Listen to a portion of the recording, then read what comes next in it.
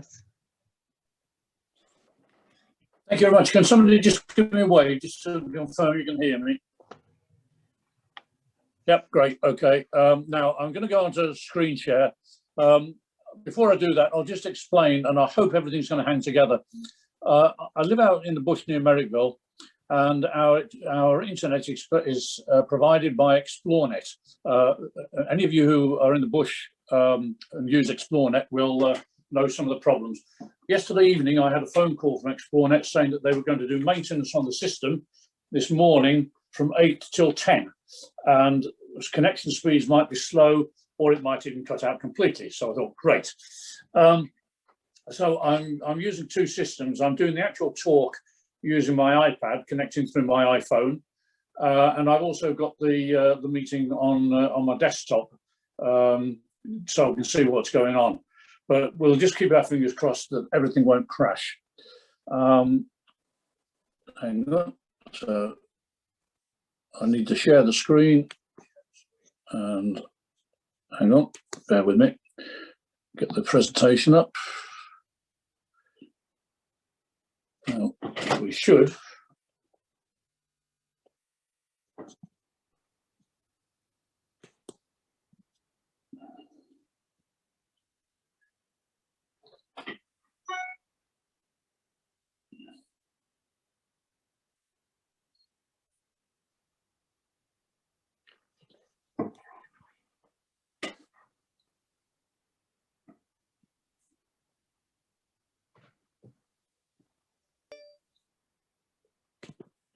Just bear with me.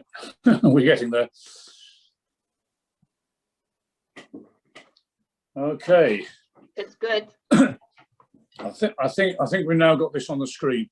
So what I want to do this morning is to give you a bit of a talk, and I suppose it's a bit of a journey in time and space, going back to the 1970s when I joined the British Antarctic survey. And thanks for all thanks for the very nice introduction. I'd done a lot of climbing, and it was a natural progression from climbing and mountaineering in the European Alps to basically get a paid jolly by applying for a job as a field guide with the British Antarctic Survey. I'll explain exactly where we were, or where I worked, and I've got a bit of a problem here in as much as because I'm on the iPad, I can't use a pointer. I'm not sure what's going to happen if I. No, okay, I can't use a pointer, unfortunately. But if you look at the top left-hand quadrant of the map, you'll see a little dot there, and it says Halley (brackets UK), which is the British Antarctic Survey station, which I was working on. And to get there, we sailed from the UK across to Mayport in Florida, where we collected some cargo, down through the Caribbean to along the coast of South America to Montevideo, from Montevideo to the Falkland Islands to South Georgia, which is somewhere round about where the title of that slide is, round about where it says Antarctica, and then due south to the British base at Halley. I'm putting this picture in. This is a picture of me taken last year, just before the pandemic. And I'm putting it in today because it's St. Patrick's Day. Now, that might be a little bit of a stretch, but those of you who know anything about polar history will know that Sir Ernest Shackleton was actually born in Ireland, one of the greatest of the polar explorers. And I'll give a shout out as well to another of his expedition mates, a chap called Tom Crean, who was an Irish petty officer in the Royal Navy. So today being St. Patrick's Day, it's quite appropriate that we should be talking about Shackleton, and particularly about or not about Shackleton, but about the Antarctic. And I just thought I'd mention the connections of the Antarctic to Ireland and to its most famous explorers, Ernest Shackleton and Tom Crean. This photograph, incidentally, was taken at South Georgia, where Shackleton is buried. I need to talk a little bit about some terminology before we start, because otherwise things won't make a great deal of sense when I start to talk about the Halley station in Antarctica. This is a schematic of the way that ice flows off the Antarctic ice sheet. If you can imagine that to the left, you've got a large landmass, which is entirely covered by ice, up to 10,000 feet thick in the center. And the weight of this ice causes it to flow out slowly towards the coast. And because of the sheer mass of the ice, when it reaches the coast, it doesn't just stop or break off, it keeps flowing. So you'll see the big black arrow there saying ice flow, and the ice keeps flowing off the continent and onto the ocean. And as it goes out onto the ocean, it still floats, but it's attached to the land. And it's from the edges of these ice shelves that we get icebergs breaking off, or carving, to use a technical term. And you can see there on the right the carved icebergs. To the left of that, where it says ice shelf, you can see some vertical lines which represent big crevasses developing in the ice. And at that point, the ice is maybe 600 feet thick, something like that. And these icebergs break off and float out into the ocean. And the base which I was on at Halley would be about where it says ice shelf, right in the middle of the picture. The base that I was on at Halley was built on the ice, round about above the word shelf. As I say, I'm sorry I can't use a pointer at the moment, but I hope I'm making it clear. So the obvious conclusion of that is that as the ice shelf flows out from the left to the right of this picture, any base built on it is going to end up as part of an iceberg. So every few years, Halley Station, Halley Base, had to be rebuilt. The station was first built in the 1950s as part of the International Geophysical Year.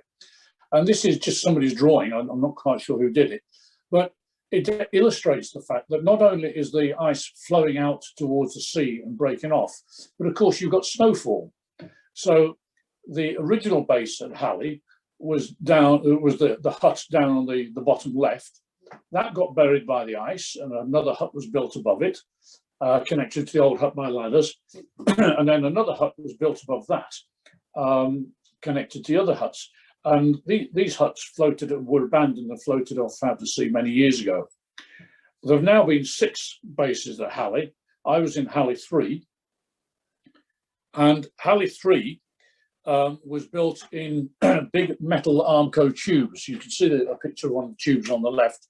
And the idea of this was that as the base got buried, the Armco tubes would take the pressure and the base wouldn't get crushed, which had been the fate of some of the previous bases. And it worked fairly well, but the problem was that, of course, it was still on the ice shelf. So although it wasn't, the burying wasn't so much of a problem, it was still floating out towards the sea. And you can see a photograph of Halley 3, where I used to live, on the right-hand side, taken in, I think this was the early 1990s, when the various icebergs had broken off, and the latest iceberg to break off at this time had gone right through the middle of the base, which of course had been abandoned, and subsequently the whole thing would have floated out to sea. Fast forward to today, and this is the latest version of the Halley Research Station, Halley 6. And they've tried to solve all the problems of, firstly, of being on an ice shelf moving towards the sea, and secondly, of being buried by the ice, by having the station in modules on massive legs, which can be jacked up. And also the modules can be disconnected and the whole station can be towed further inland, further towards the land across the ice shelf. And this has been done once already. They've relocated the station once to move it away from the zones where the ice shelf is cracking and it's moving towards the coast. Well, back to the story then. So I sailed south on the Royal Research at Bransfield in 1976 to Halley Station, and we were in the Weddell Sea. And you can see here the edge of the ice cliffs, which, if you think back to the little diagram, is where the icebergs carve off from. So the vertical bit is the ice cliffs. The ice immediately in front of the camera is frozen sea ice. And this would have been about the end of December, and the sea ice hadn't yet broken out. Towards the end of the summer, all of this ice has gone. and you were just left with open water in front of the cliffs. The big H on the top of the cliff is made out of oil drums, and it's placed there by the base members so the ship knows where the base is and where to moor up. Bear in mind, this was the days before GPS and so on. So there was some satellite navigation available, but it just helped the ship to establish its position exactly. And here we are with the Royal Research Ship Bransfield. You know you're getting old when the ship that you sailed to the Antarctic with was scrapped about 30 years ago. But this was the ship, very similar to the Canadian icebreakers of that era. And you can see in front of us some of the emperor penguin chicks. The emperor penguins lay their eggs on the sea ice in the winter, and the chick hatches very early so that it's got the Antarctic summer to put on weight before it has to go out to sea. And the time it has to go out to sea is either when the penguins decide to go or when the sea ice breaks up and they've got no choice. Well, the first job when you arrive on base or at the base is to unload the ship. And this was done with cranes on the ship, cargo sledges hauled by a variety of different types of tractors. And you can see a snowcat there. And we had to unload 2,000 45-gallon oil drums. Filled, most of them were AVTA, aviation turbine fuel, not mainly for aircraft, but mainly to run the diesel generators. Diesel has problems, even Arctic diesel has problems in cold weather, but diesel generators run very well on aviation turbine fuel, which doesn't freeze. So we had to unload those 2,000 drums. Nowadays, most of the fuel is supplied to the base in big rubber flubber tanks, which are towed on special sledges. So although there are some drums of fuel still unloaded, most of it is by flubber tanks and pumping it ashore in bulk. And the new British Antarctic Survey ship, the Sir David Attenborough, will actually transport most of its cargoes in containers. I thought I'd just put I've got a few photographs of the wildlife. These are the emperor penguins, the largest of the penguin species, on the sea ice when we arrived, and they'll be at the stage of their lives where they were just about to go off to sea for the Antarctic summer season. Well, my job on base was as a field guide, and as such, I was responsible for all the sleds on base and preparing them for the field seasons and so on. And you can see there a picture of a Nansen sled, which is the type of sled we use with dogs. But most of the dog teams have been phased out, and we also used exactly the same kind of sled, and they still do today, behind skidoos for field work. And the boxes on the bench on the left are sled boxes, which would have started their lives as boxes of pre-packed food.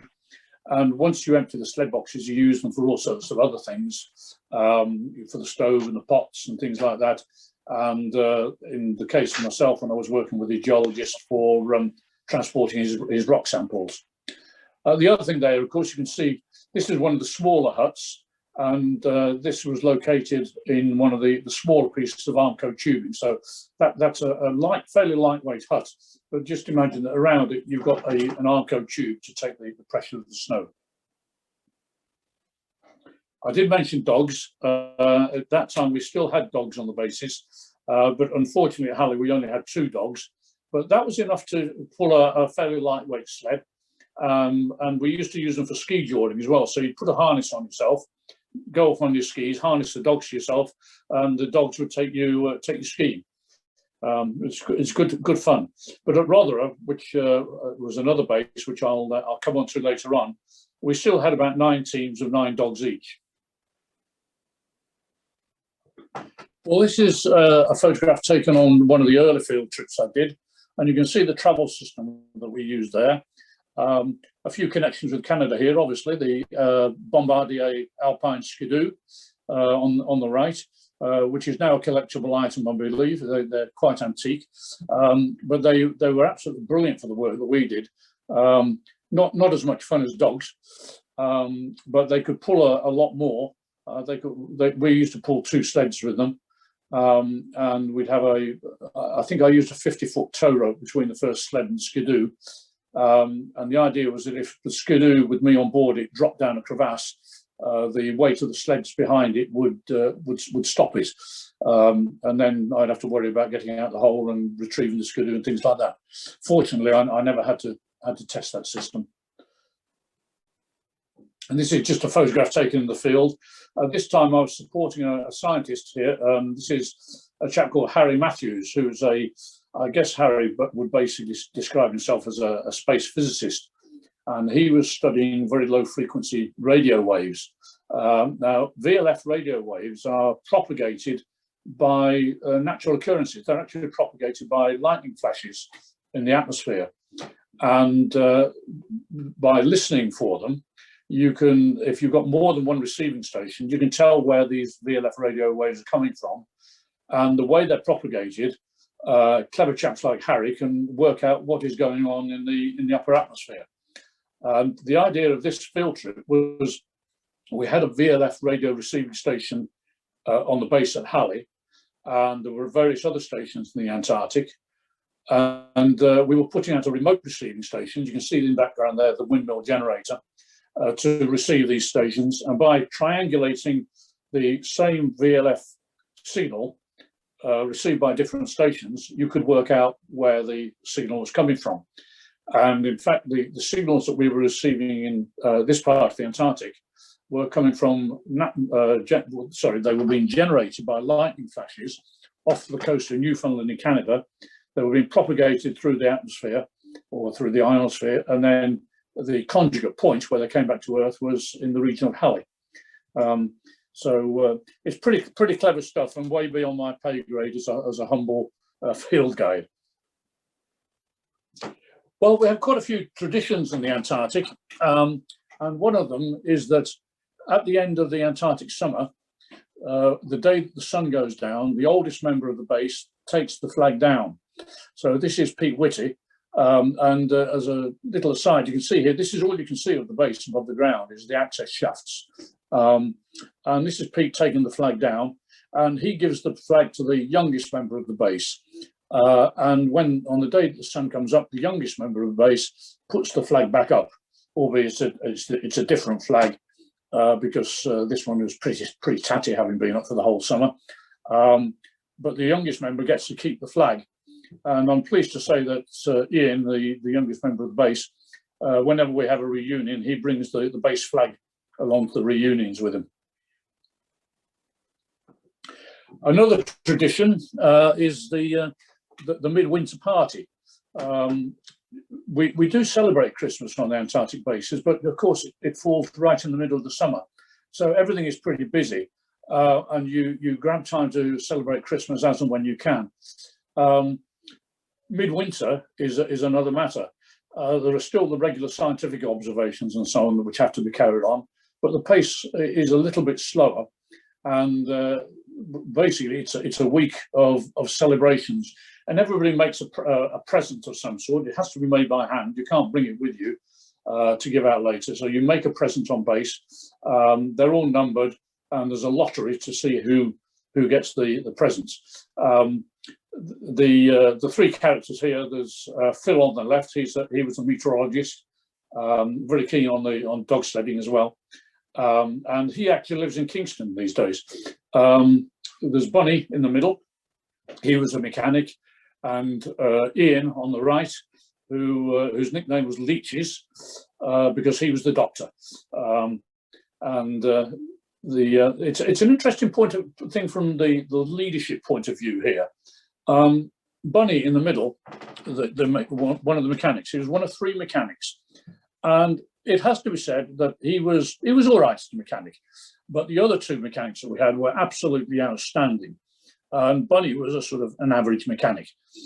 Having said that, Ken Lax, our base commander, he was asked by Cambridge whether he wanted to return Bunny to the UK, because we got three mechanics, we didn't really need three. And Ken said, no, I want to keep Bunny because he's worth his weight in gold. And the reason for that was that Bunny had the most amazing sense of humour, and he could lift morale in any situation. So the point I'm trying to make is sometimes that, and this should be well in my military career, that sometimes people bring something to the party which you might not expect. Bunny's ability as a mechanic was okay, he was fine, but his real contribution was in his sense of humour and his character. So just a little lesson there. Science. Here's Barry. He was also a space physicist, and maybe this instrument that he's examining there is one of the most significant instruments in any form of science, not just Antarctic science, in the 20th century. This is the Dobson spectrometer, and it was using the Dobson spectrometer that the British Antarctic Survey confirmed that there was actually a hole in the ozone layer, which I'm sure you've all heard about. Brilliant piece of science. They confirmed there was a hole in the ozone layer. It resulted in the banning of CFCs, which were used in aerosols, and it was the CFCs that were causing the degradation of the hole in the ozone layer, which I'm happy to say is actually starting to repair itself. So if anybody asks about the value of Antarctic science, well, there's just one really good example. Communications. Wow, how things change. This was Tom, our radio operator, and the good old RA-17 radio receiver. We had no direct communication with the UK. All our radio traffic went out via Stanley in the Falkland Islands, and we had 200 words a month in on the teleprinter and 100 words a month out to our families. If the radio atmospheric conditions were very poor, Tom used to have to sit there with his headphones on and transcribe all the radio traffic in Morse code, from Morse code. But generally speaking, he'd get it through on the teleprinter. But that was it. It was 200 words in, 100 words out per month, plus a basic newsletter that we used to send out. In comparison to that, today I could pick up the telephone and I could actually dial the British Antarctic in Cambridge and ask to be put through to one of the bases. So how things have changed. Eh? Just another feel-good photograph. Emperor penguin in the sea ice, on the sea ice towards the end of the winter. I've jumped forward a little bit. We've gone through midwinter, and the sun has come back, and we're able to get onto the sea ice to visit the emperor penguin rookery. And by the time we get down there, the chicks have started to hatch. This would be about October, and they're furiously trying to put on weight so they can get to sea by about January. But we're coming now to the most important part of my time in the Antarctic, because the major project which I was involved with was to be a geological survey in the Shackleton Mountains at about 80 degrees south. And for this, we were collected by the British Antarctic Survey Twin Otter, another Canadian connection there, obviously. In those days, they were built at Downsview in Toronto by de Havilland, Canada. And some of you probably know that they're now rebuilding Twin Otters again, a company called Viking Air, because the Twin Otter is so good in the environment it operates in, particularly in the Antarctic. If you want to replace a Twin Otter, there's really only one choice, and that's another Twin Otter.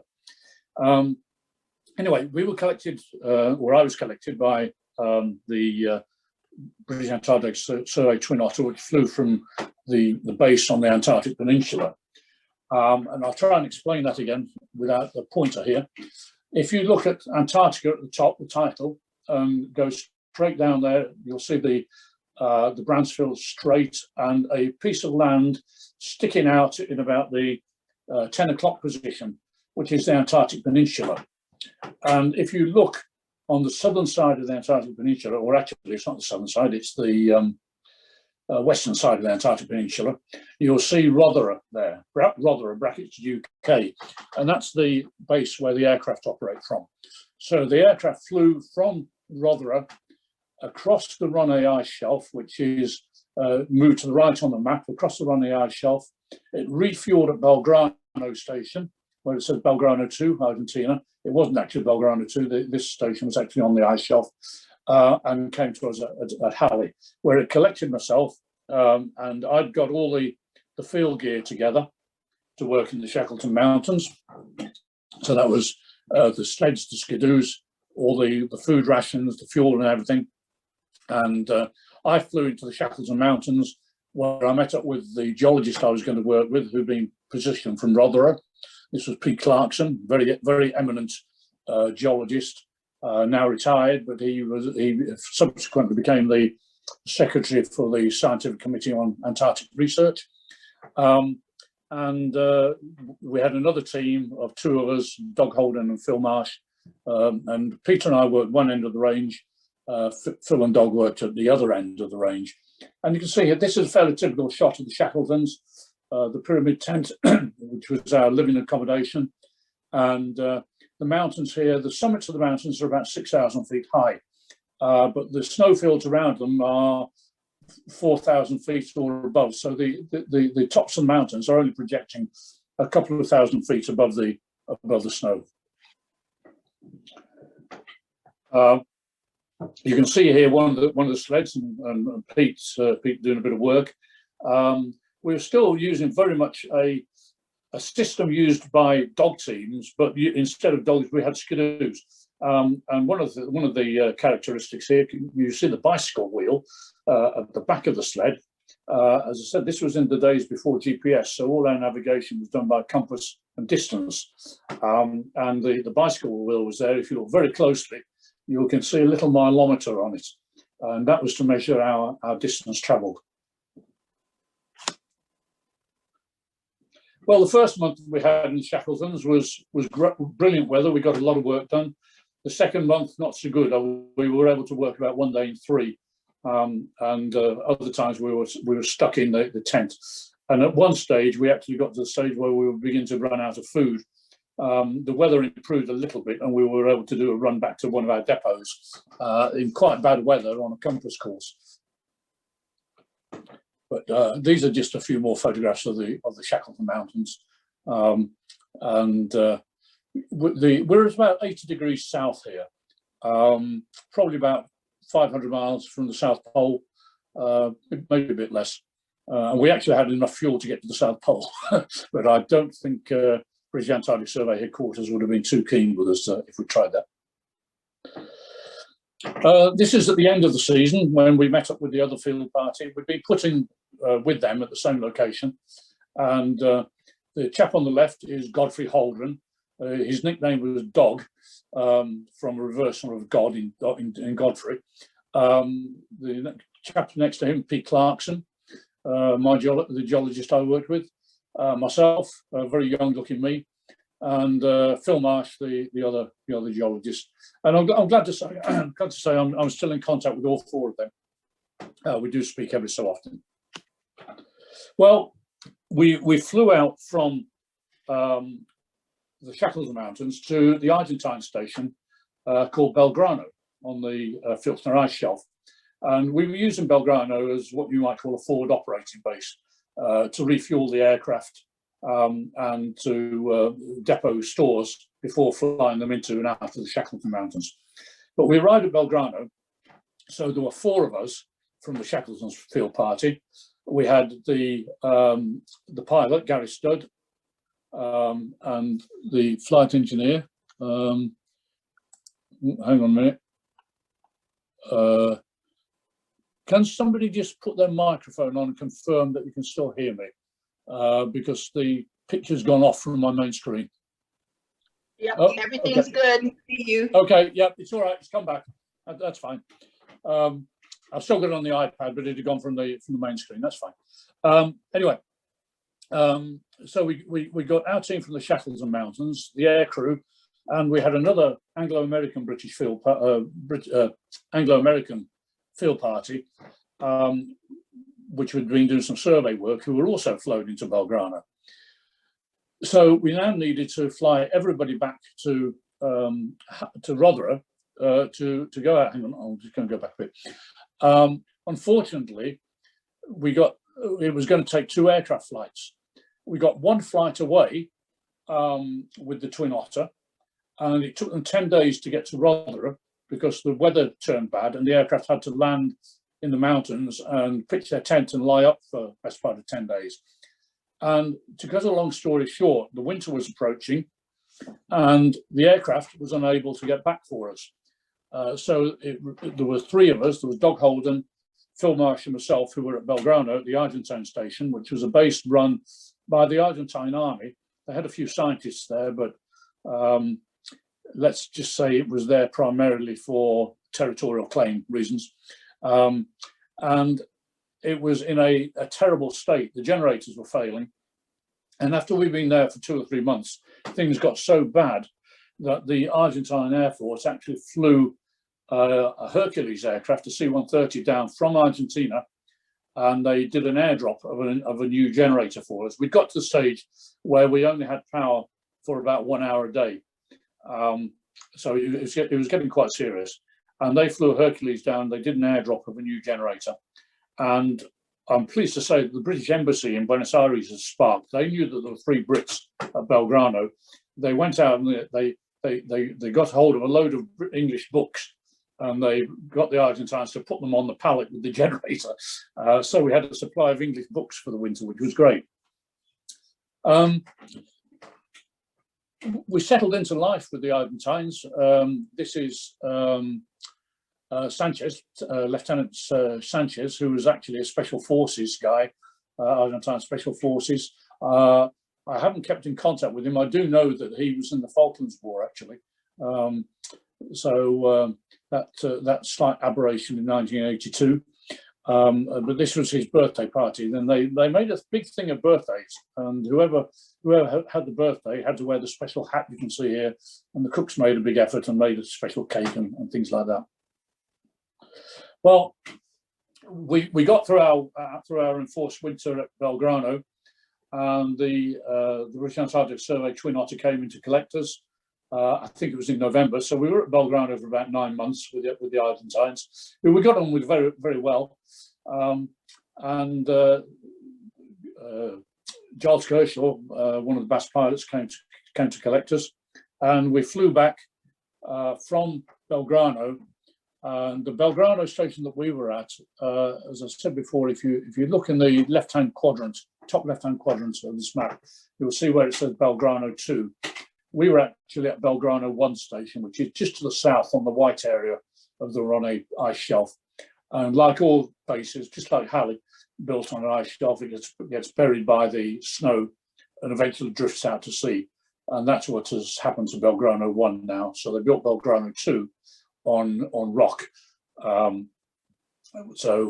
Anyway, we flew back from Belgrano across the Ronne ice shelf, and we went via a small British base on the Antarctic Peninsula. This is called Fossil Bluff. It's still there. It's still used as a refueling station for the British Antarctic Survey aircraft. People no longer spend the winter there, although they did in the 1960s. I think the last winter party was in the early 1970s, but it's still quite a valuable location for refueling the aircraft. We spent a night at Fossil Bluff before flying back to Rotherham, which nowadays is a massive base with a gravel runway. But in those days, it was a fairly newly established base. Rotherham was only built in the 1970s. 1977 was the first winter at Rotherham, maybe 1976, I'm not sure. And in those days, they still had the dog teams there, so I was able to do a bit of dog sledding while I was there. This is the dog there is Kiwi, who was actually a New Zealand dog. In those days, the bases which had Inuit sled dogs, that was primarily Mawson, the Australian base, the Scott base, the New Zealand base, and Halley. Sorry, not Halley at this time, Rotherham at this time. We used to swap dogs. If there was an aircraft going somewhere, they used to put a dog on board, and they'd swap a dog to increase the gene pool on bases. Well, I had the great privilege when I was at Rotherham of spending quite a lot of time working with the aircraft, doing field guiding from the air, so to speak, and sitting in the right-hand seat of the Twin Otter. And I flew through this area, very spectacular. It's called the Lemaire Channel.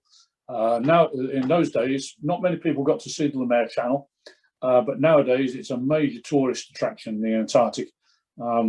I've sailed through it in the British Antarctic survey ship, the Bransfield. I haven't actually sailed through it on a tourist ship yet. The last time we tried, about 18 months ago, we couldn't get through the Lemaire Channel because there was a big iceberg sitting in the way.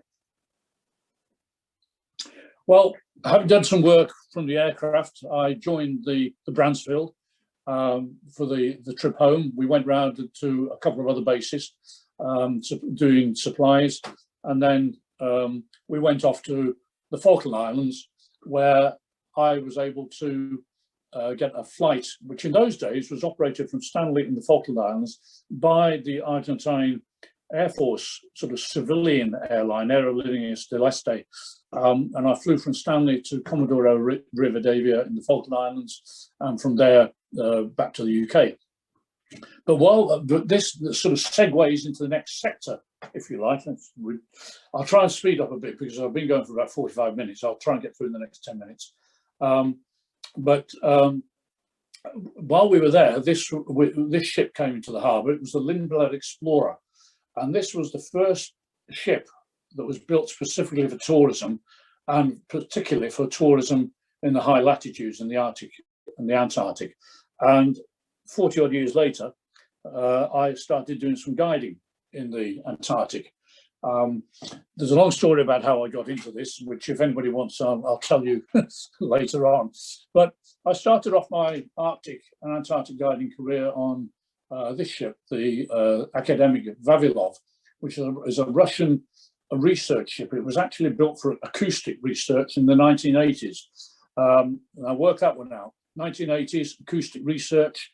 Before the end of the Cold War, no prizes for guessing what they were listening for.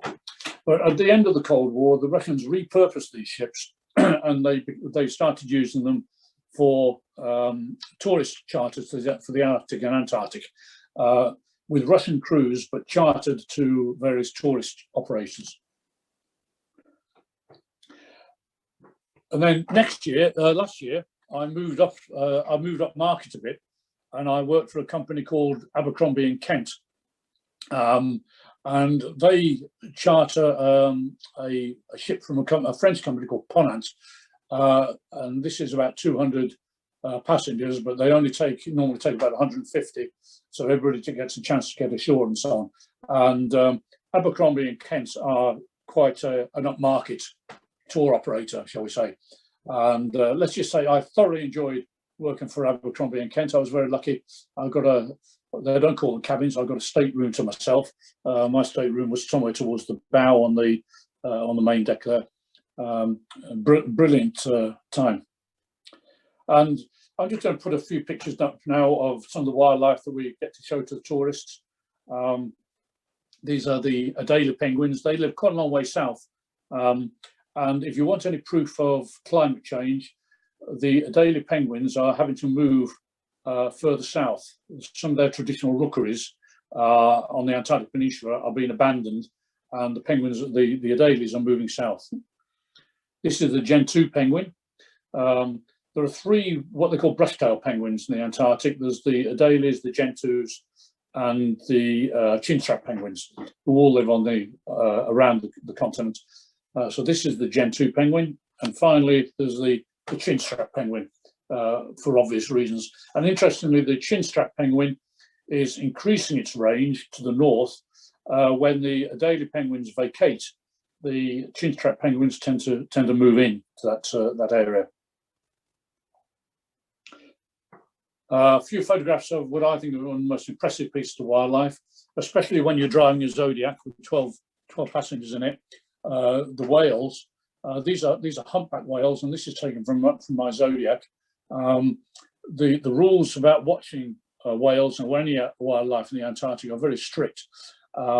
You cannot chase after whales. You can't get to within closer than 200 meters of them.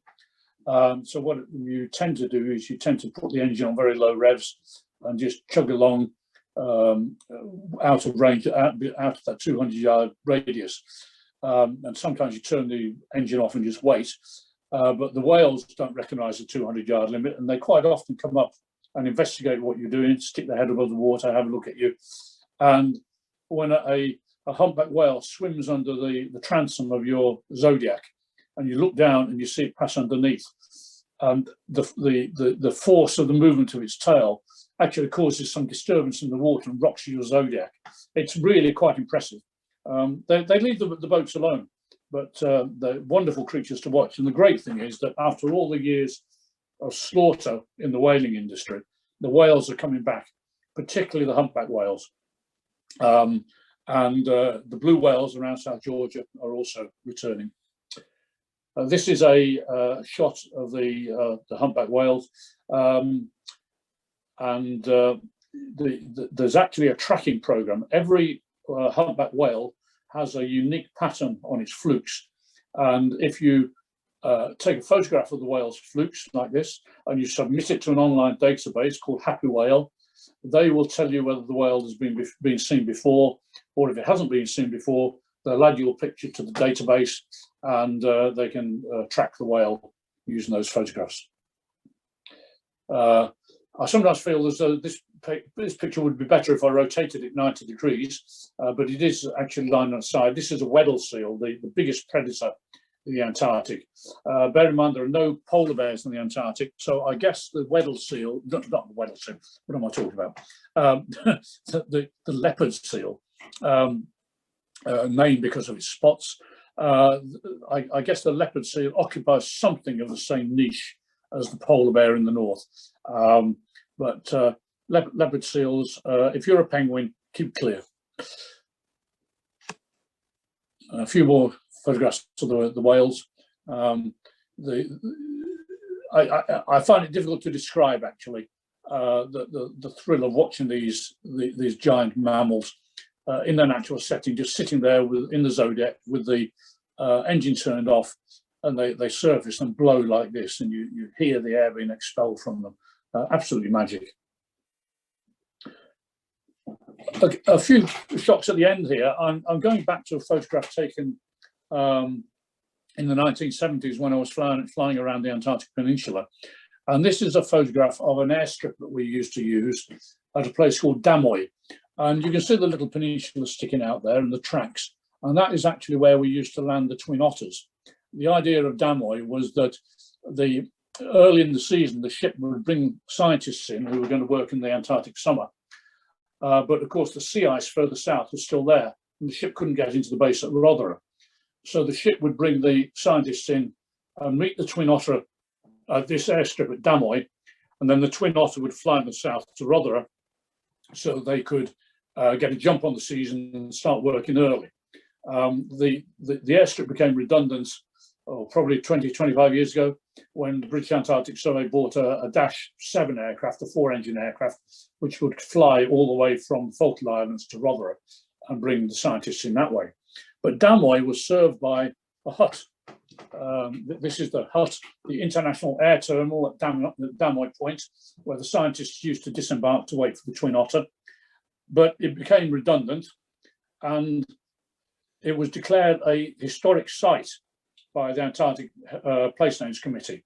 And when I take tourists aboard at Damoy, take them ashore, sorry, at Damoy, to show them this hut, which I visited in 1979, I explained to them that they'll probably notice that their guide keeps moving, because this hut was built in 1976, the year that I went south, and it's now a historic site. And I'm a bit worried that if I don't keep moving, if I stand still for too long, the Antarctic Heritage Committee will declare John Wright also a historic site. This is just a couple of photographs of the inside of the hut, very basic, but bear in mind, this wasn't where people used to winter. This was where people were just transiting through on their way to the main scientific base at Rothera. Well, from the Antarctic Peninsula, whether it was in 1976 or more recently on the cruise ships, one journeys back across the Drake Passage, the strip of sea between the Antarctic Peninsula and South America, where the whole of the Southern Ocean blows through that sector. It's either known as the Drake Shake or the Drake Lake, depending on the conditions. It can be incredibly rough. Occasionally you get a very smooth crossing, but generally speaking, even if it's not incredibly rough, you get quite a big swell. But there's always wildlife to watch. There are whales, albatrosses. This is a black-browed albatross. You can tell there by the fleck of black on around the eyes. So that even on the 2-day passage across the Drake to South America, there are things to do and wildlife to watch. And we went back in the 1970s. I went back by the Falklands. More recently, I've gone back with the cruise ships to Ushuaia. And this is my final slide. And I include it just to show the way that things have changed in the Antarctic in the last 40, 45 years. This is Ushuaia, and it's a port in Tierra del Fuego in Argentina. There's what you might regard as a corresponding port in Chile, Punta Arenas, which also from where cruise ships also operate. This is taken from the Ponant ship, Lilirio, and you can see there the number of cruise ships docked at Ushuaia, all of which are operating cruises down the Antarctic Peninsula. It's getting positively crowded down there on occasions. So that's it. I'm going to leave it at that for now. If anybody's got any questions, I have gone a bit longer than I intended. I apologise for that. But if anybody's got any questions, I'll be pleased to try and take them. If somebody has a question, if you'd unmute yourself and then ask the question.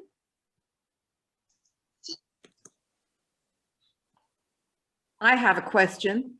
What about the food? I mean, you say you had cooks down there, or did you have to cook yourself? Yeah, we did. Hang on. Just bear with me a minute. I'll just go do something on my iPad.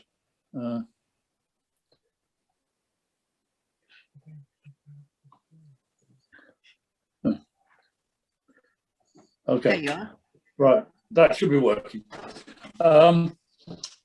Yes, food. Ships, obviously.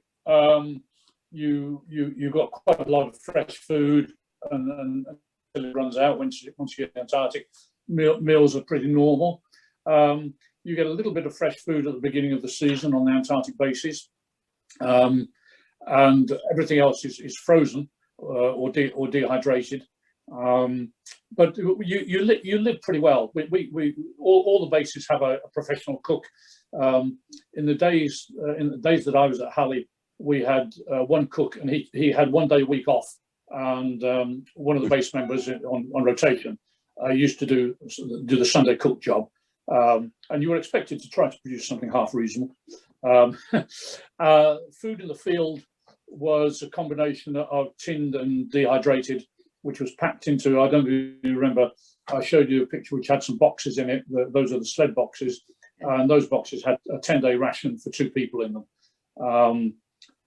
So 20 man days, 10 days for attempting 2 people.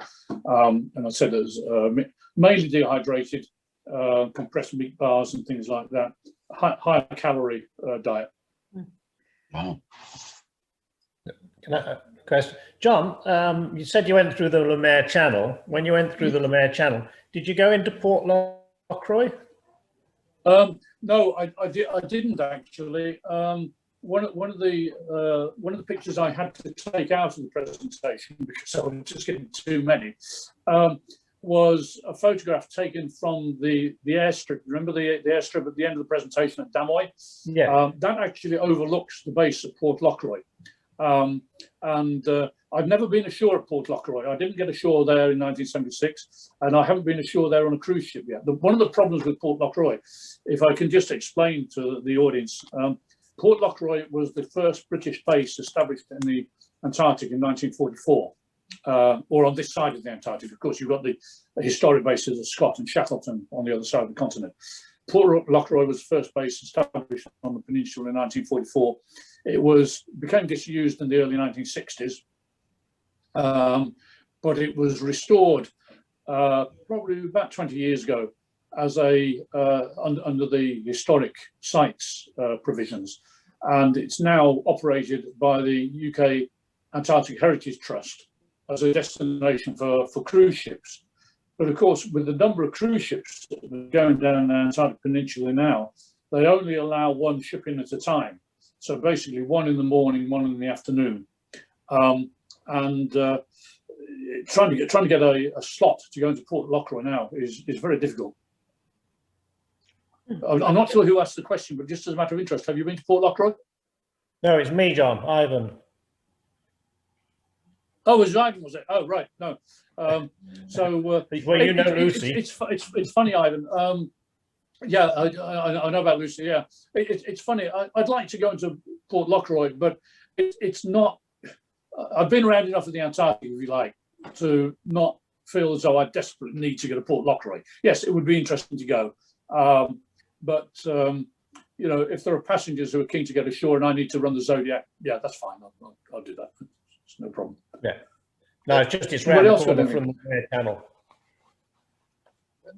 Yeah, it is. It's not very far from the Lemaire Channel. Yeah. John, Yeah. how did you manage psychologically and putting the time in the winter where you're basically buried underground in the dark? Yeah. Fortunately for me, I could say it have never affected me at all. But fortunately for me, I'm a reasonably laid-back character, and the Antarctic Survey do take a good deal of care about selecting people, particularly for, it has to be said, for Halley. And I think the thing that I found was that I don't think I've ever worked so hard at the job in my life. I was always busy, whether I was preparing equipment for the next sledge trip or working on the base, taking the garbage out, refueling the generators, going getting the 45-gallon fuel drums, bulldozing the snow that accumulates around the base. There was, you know, feeding the dogs, whatever it was. There was always work to do, and I made a point of keeping busy. We did have people who didn't find it as easy, and I think they would probably be described as suffering from seasonal dysfunctional disorder, whatever it is. And they found it difficult. There was one person in particular who used to spend a lot of time in his bunk, and Ken Laxley, the base commander, who I've got a lot of time for, we're still good mates. He used to insist that everybody got up in the morning. You were expected to be at breakfast, and you were expected to be at the evening meal. A lot of people went back and carried on working after the evening meal, but it varied. Obviously, if you were doing something where you were having to work very late at night, I remember on one occasion the blade on the bulldozer breaking, and I remember helping the mechanics to re-weld that at 2 o'clock in the morning in the middle of a big blow, and I think we gave ourselves a line till 8 o'clock. But a good deal of self-discipline, I think helps. I will touch on one other factor. I wouldn't say that problems don't occur on base.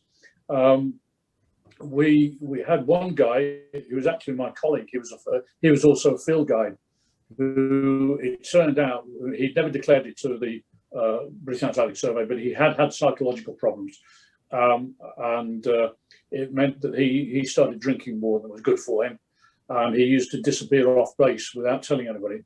And we eventually had to take him off one of the field projects, and he no longer operated in the field.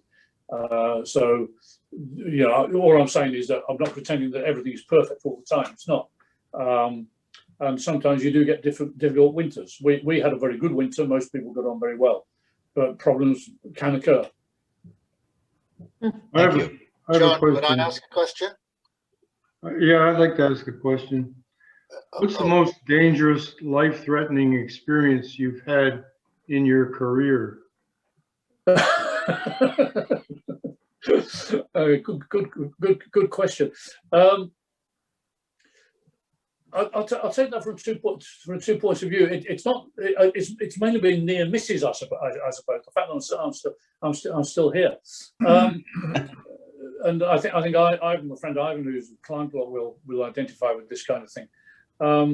But I'll say one thing, that I was always amazed that we didn't have more accidents of what you might almost call an industrial nature.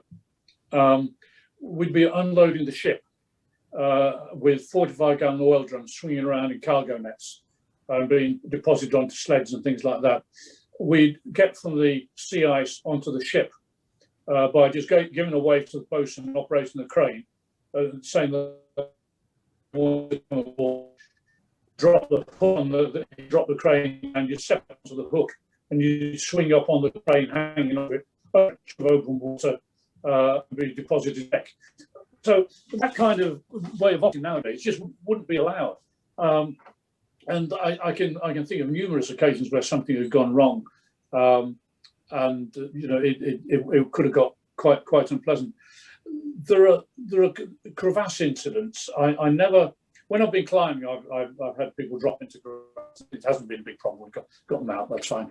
I do remember on one occasion travelling from the base at Halley up onto the inland ice, onto the polar plateau.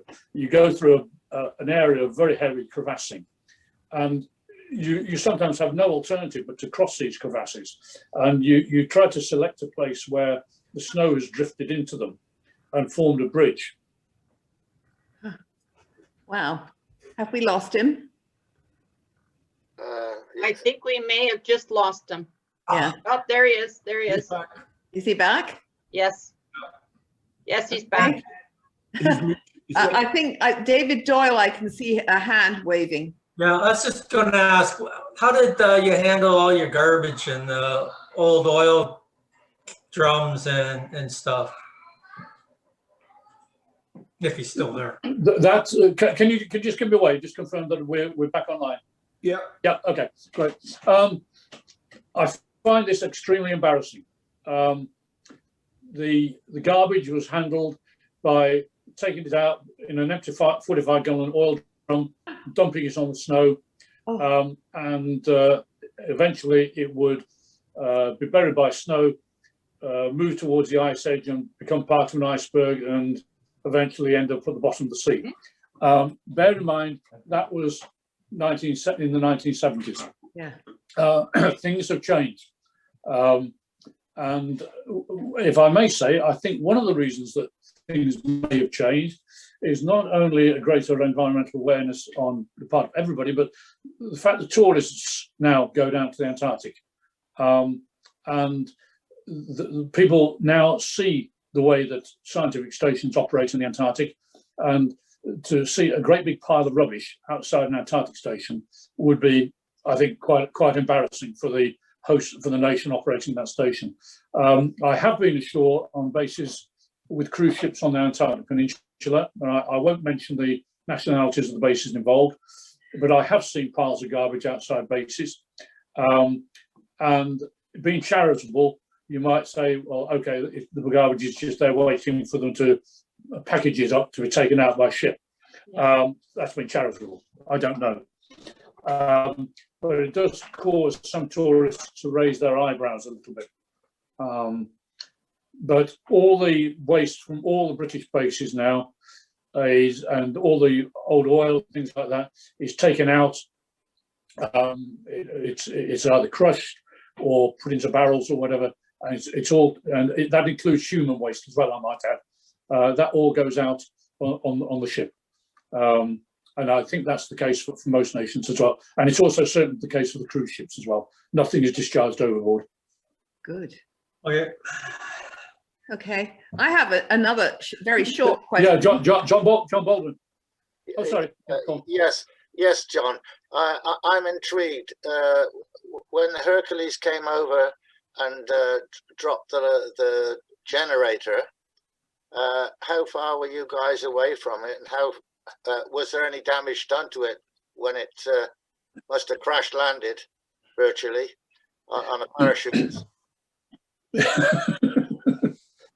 Bubble wrap. Good question, John. Sorry, Rowena, I saw you were out waving. I'll come to you next. Okay. Yeah, John. It was you'll be familiar with military drops. and the way they package heavy loads on pallets and things like that. So the generator was on a pallet, which itself had some shock absorbing capabilities. But everything didn't go according to plan. We were they dropped it more or less over the base, and it drifted downwind a little bit. I guess it landed it was a relatively low level drop, I'm guessing from about 500 to 800 feet, something like that. And it drifted downwind. I would say probably ended about 500 kilometers, 500 meters from the base. So not very far. But they didn't only drop the generator, they dropped a load of other stuff. And I believe there were 3 pallets, and one of them was caught by the wind, and it actually disappeared over the ice cliffs into the Weddell Sea. It was fortunate that the generator wasn't that one. The one that we really needed, the generator, we did get that. Wow. Thank Okay, you. I'm going to come back. Did you have a vet for the dogs? No. We had a we had a sort of manual of dog care, and of course we had a doctor as well, so that helps. But they have had vets on the bases in the past, primarily on the bases on the Antarctic Peninsula, where before 1974, when they reduced the number of dog teams, they did sometimes, not every winter, but they sometimes had a vet who often did a research project. And there was quite a lot of what you might call corporate knowledge developed about doggy illnesses and things like that. Certainly most of us would have been quite capable of sewing up the results of a cut in a dog fight or something like that, or administering a local anesthetic. And of course, although we didn't have the type of communications we have today, we could send out a message by teleprinter, which would take a day or two to come back to us and ask for advice from the UK. Wow. So the answer to the question, Rowan, is basically not generally speaking, but on an occasional basis, yes. Wow. Are there any other questions? In that case, John, I'm going to thank you. Wait, is there one more? I thought there was, but I'm not sure. Hang on. There's somebody waving. Did somebody wave? No? Okay. No, okay.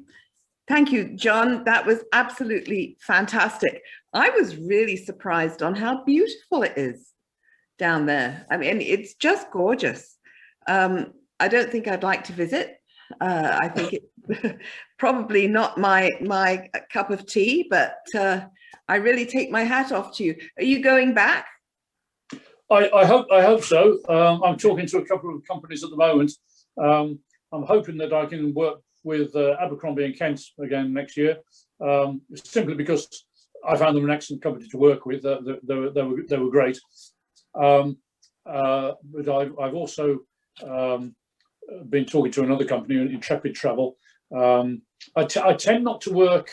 You can imagine that the height of the Antarctic season is January and February. But I tend not to work January and February because living in rural Ontario on a rural property, my wife isn't too keen if I leave her with all the snow shoveling to do for those 2 months for January and February, which I understand that entirely. Yeah, I'm not surprised. Yeah. Okay. Thank you so much. I do have the early season. Okay. I think we're talking together. I tend to do the early season and the late season. Good. Perhaps you didn't know that Ernest Shackleton's house on Putney Heath in London was turned into a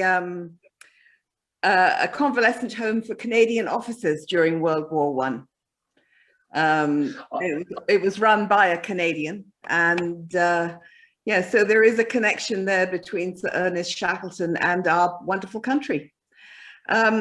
Thank you so much. That's great. I knew he had a house in Putney. I didn't realise it had been used as a convalescent home for Canadians. Yeah, interesting. It was used by it was actually a man called William Perkins Bull, who was from Brampton, Ontario, and he moved to London in 1911.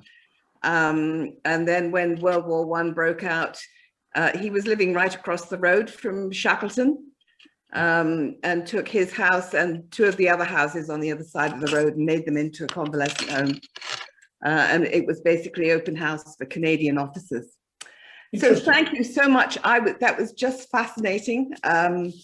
I'm sure we're going to have you back one day, because I'd like to know what goes on those cruises. I'd like to see that. I'm going to hand this over to Anna now, who is going to tell us about the procedures for next month's presentation. Yes, thank you, Rowena. So just to let everyone know, in the fantastic newsletter that you received from David that Sandra had made, there is the information to have your handwriting analysis done. So the sheet looked like this. So all you need to do is print it off, write the information that she has there. My tall T's and D's tell tall tales about me and my handwriting. And then also write the sentence, I love being a member of North Grenville community, like I did here. Then you scan that document and send it to her. She will then, in a couple of days, send you a page and a half of information about yourself. Most of it's pretty positive, by the way, based on. But I would also say, if there are people that are not comfortable with scanning, or for that matter, having their printing this off or don't have printers, if you let me know that you would like me to handle it for you, I would ask you to give me a phone call or an email and ask me if you need the printed copy. I'll bring that and we will meet on Monday, March the 22nd, outside at the Tim Hortons in the mall where the Royal Bank is. Anna, is that March the 22nd? March the 22nd, that's next week, Monday, at 9:30 in the morning. I will bring some copies of this so that you could write it, and then I'll take it home and scan it and send it to her. Or if you can print it yourself, and you're not comfortable with scanning, then just give that sheet to me and I will scan it and send it to her. Coffee on you. Can I ask a question? Are you a professional forger? No, I haven't taken that occupation up, and I don't think it said that that was one of the things I could do. No. Now I wondered whether she was going to be writing checks for us. Oh. No, she's just now doing an analysis of your writing. So it will tell you things like your soft letter S in the word tails and R's, and your R's reflect yieldingness, indicating your love accommodating to the needs and wishes of others, etc. So depending on the style of writing, be it cursive or printing, she will do an analysis of your writing. And she'll do a presentation next month for us on April the 21st. And both the Rotary Club as well as Lions and any other friends can join us. That's great. Okay. That's all I have to say. Excellent. Thank you so much, Anna. We're really looking forward to it. We've got some wonderful speakers. I think we're really sort of taking off with this Zoom thing. But it will be nice when we are once again able to meet in person, and we're hoping to be able to do that in the fall. Anna and I think Jeannie and myself are attending a workshop next month via Zoom, but they're going to be instructing us on how we can run a hybrid meeting where we have some people live, we'll have some people on Zoom, and we will be semi together. So we just keep our fingers crossed for the fall, and we'll see everyone next month.